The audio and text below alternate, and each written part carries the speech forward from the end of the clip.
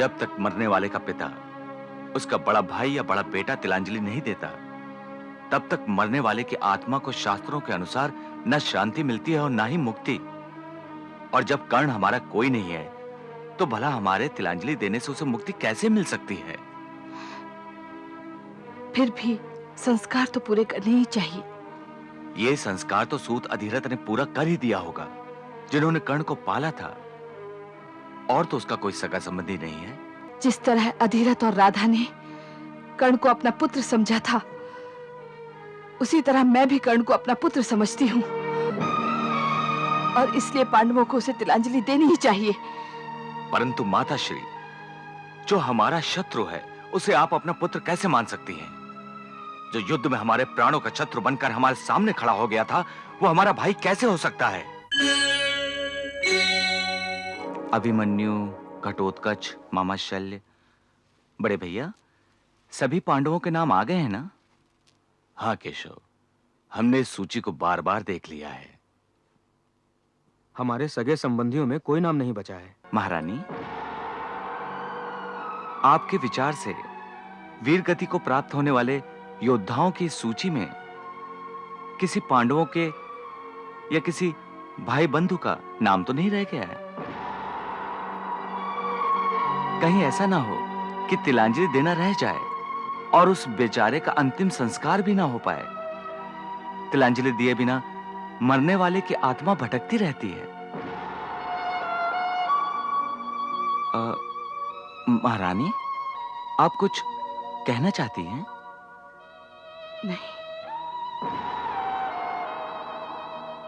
लीजिए बड़े भैया, पांडवों के सगे संबंधियों में कोई ऐसा शेष नहीं है जिसकी तिलांजलि शेष हो। मधुसूदन? हाँ बुआ, क्या कोई नाम रह गया क्या? बताइए महारानी। शायद किसी का नाम रह गया है। और किस पांडवों को तिलांजलि देनी है? तिलांजलि तो अपने सगे संबंधियों को देनी होती है। फिर भी अगर आपके विचार से पांडवों के किसी रिश्तेदार का नाम रह गया हो तो बताइए। पता नहीं।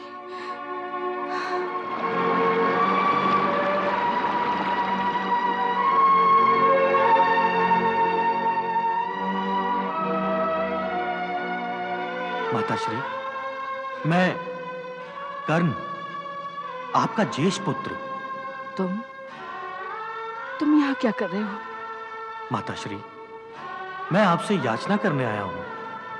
जिस प्रकार आप मेरी याद में व्याकुल हैं, उसी प्रकार मेरी आत्मा भी तड़प रही है। नहीं। हाँ माताश्री, हाँ।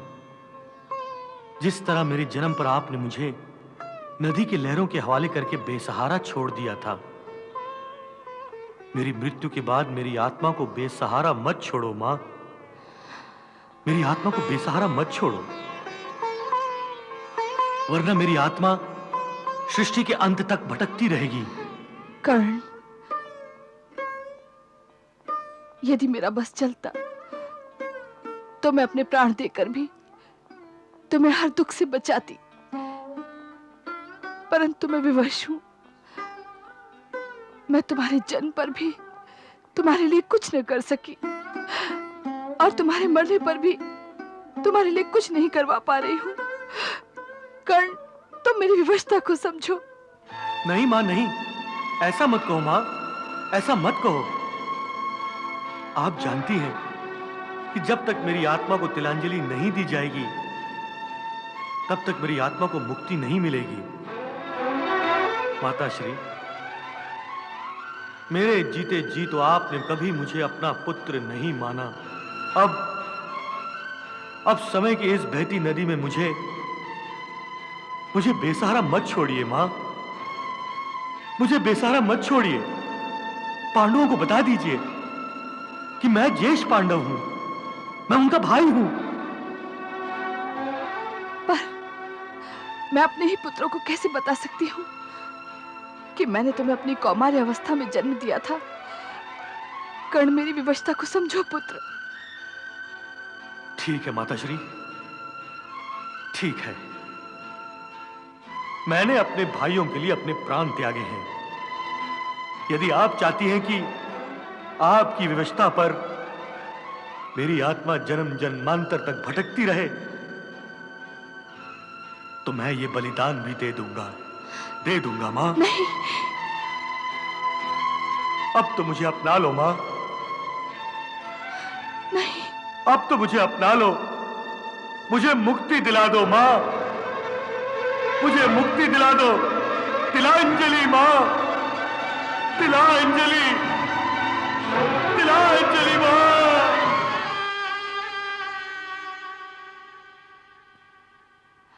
मधुसूदन, मधुसूदन। बुआ, क्या बात है? इतनी व्याकुल क्यों हैं आप?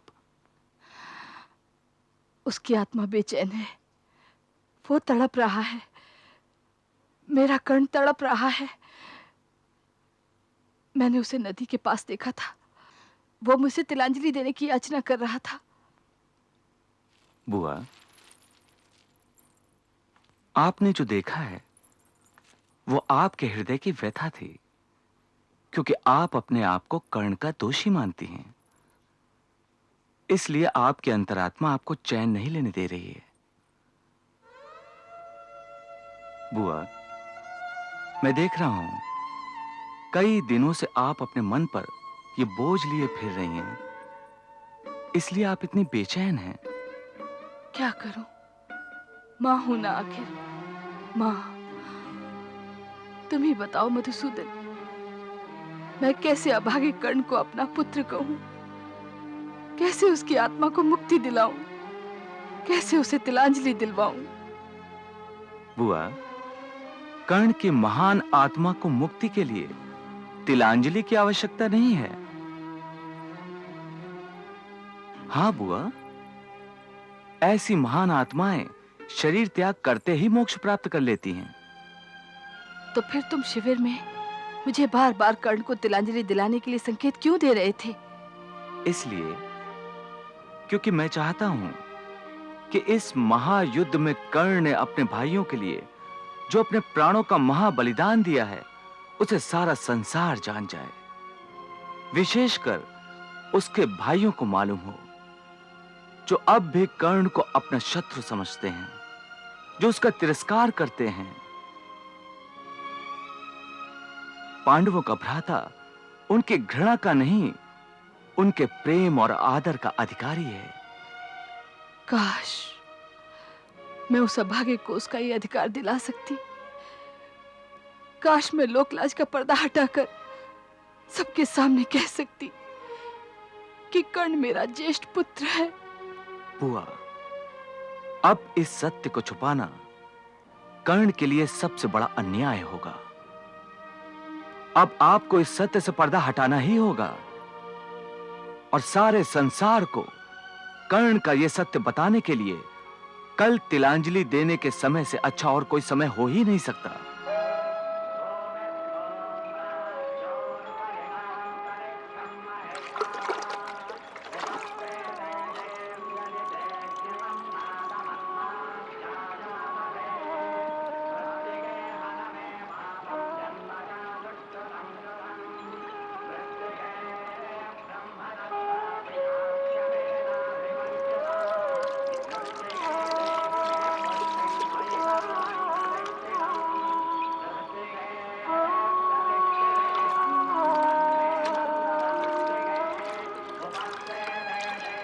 ठहरो युधिष्ठिर, अभी तुम्हें एक तिलांजलि और देनी है। किसकी? माताश्री, अंगराज कर्ण की।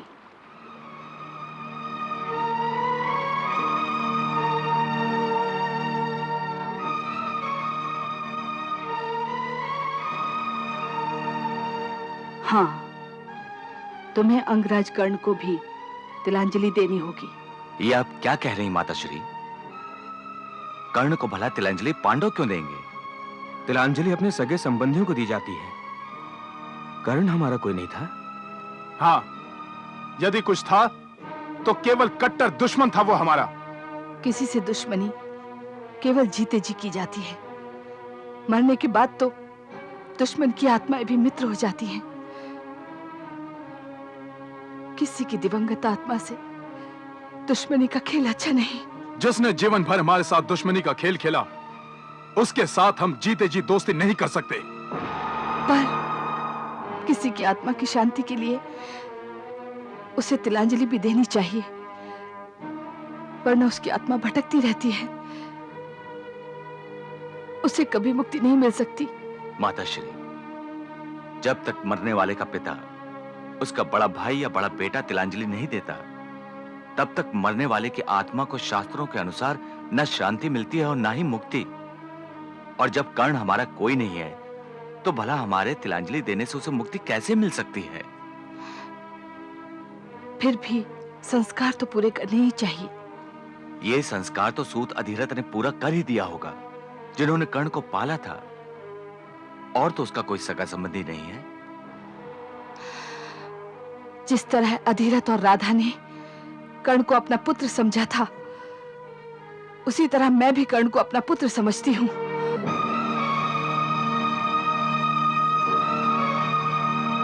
और इसलिए पांडवों को उसे तिलांजलि देनी ही चाहिए।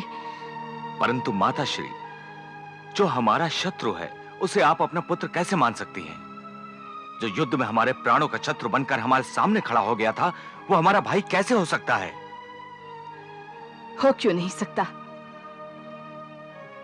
क्या कर्ण ने बड़े भाई की भांति शत्रु की सेना में होते हुए भी तुम सबकी जानें नहीं बचाई थी?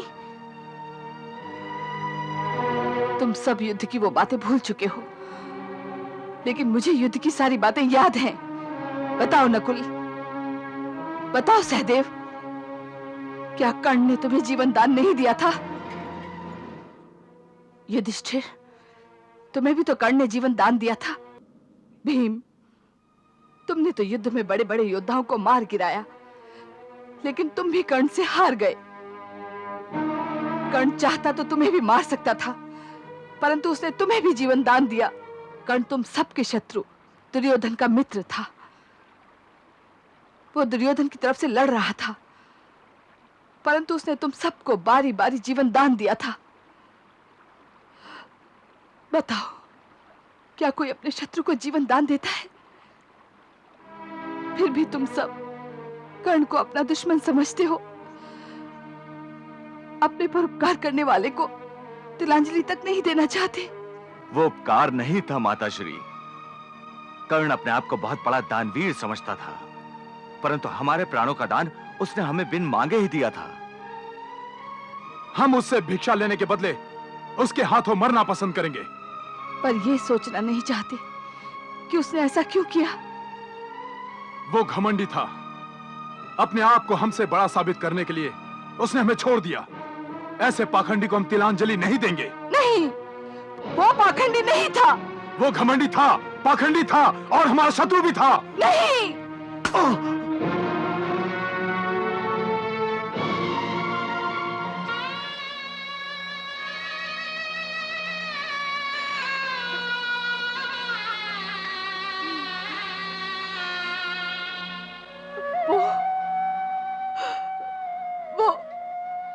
वो तुम सबका भाई था। नहीं।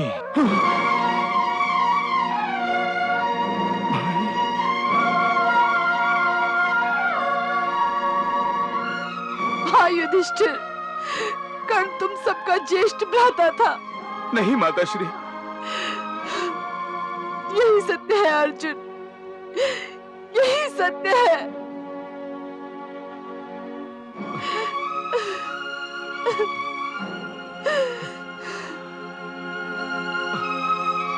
परंतु ये कैसे संभव है माताश्री? मधुसूदन, मधुसूदन, समझाइए इन्हें। पता नहीं माताश्री को क्या हो गया है। ये कैसी बातें कर रही हैं? भला ये सत्य कैसे हो सकता है मधुसूदन?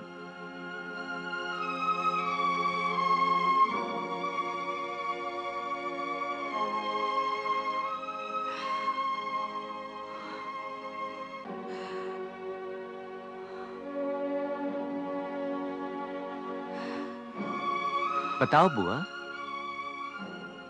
आज इन्हें बता ही दो कि सत्य क्या है।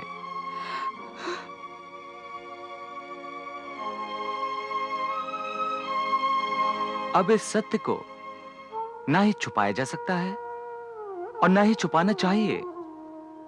बताओ बुआ।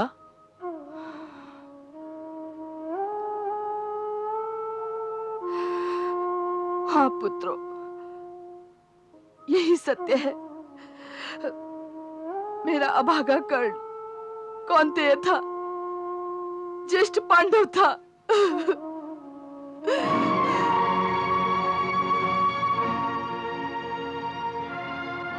यदि ये सत्य है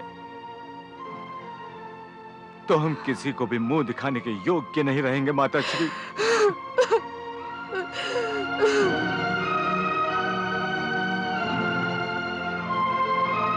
जिस लोक लाज के मारे तुम अपनी नजरें चुरा रहे हो और सबसे अपना मुंह छुपाने की बात कर रहे हो, इसी कारणवश बुआ ने भी इस रहस्य को, कर्ण के जन्म को, सबसे छुपाए रखा था।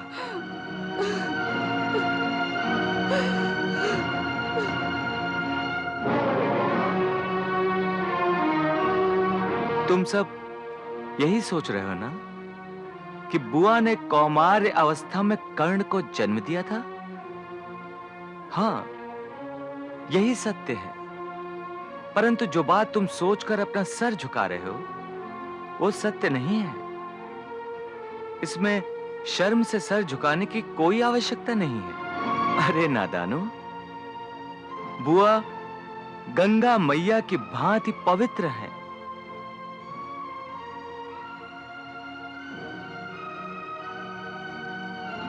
अरे, मैं बुआ के आंचल को थामकर उनकी पवित्रता की सौगंध खा सकता हूं।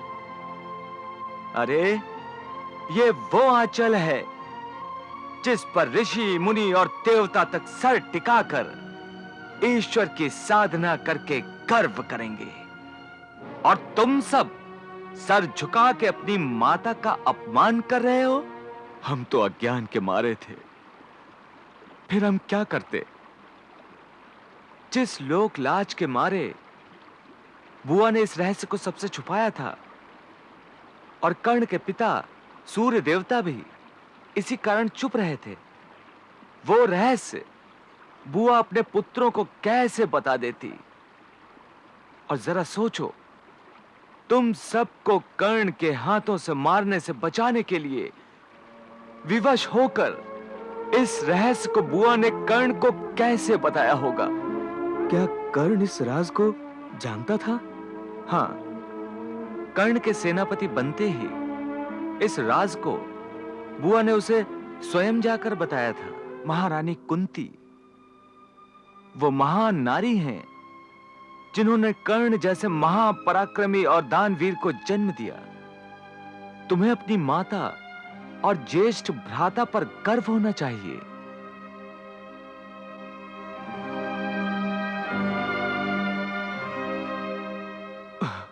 केशव, तुम तो पहले से ही सब कुछ जानते थे, फिर तुमने हमें बताया क्यों नहीं?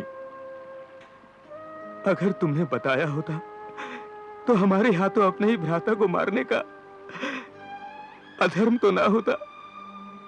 हे पार्थ, परंतु इस बात को बताने का अधिकार केवल बुआ को था, और जब स्वयं बुआ इस बात को छुपा रही थी तो मैं कैसे बता सकता था?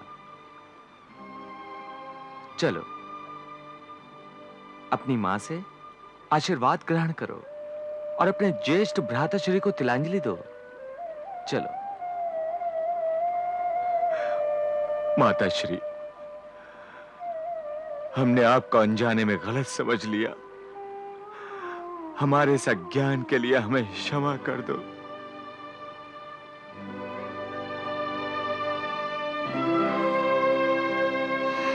युधिष्ठिर, तुम पांचों भाइयों की जान बचाने के लिए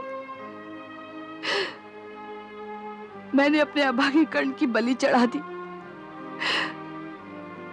अब तुम उसे तिलांजलि देकर उसकी आत्मा को मुक्ति दो। उसकी आत्मा तिलांजलि के लिए उत्सुक है। जो आज्ञा माता श्री, जो आज्ञा।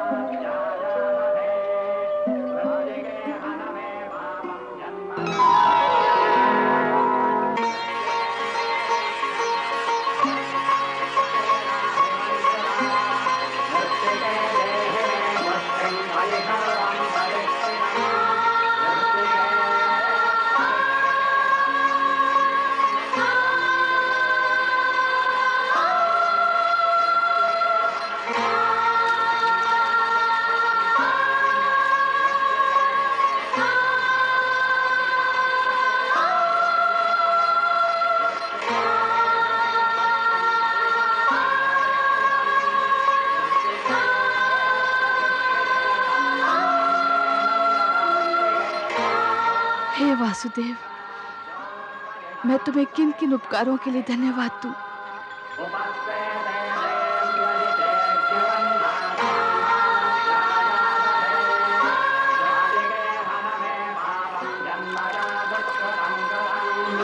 Let's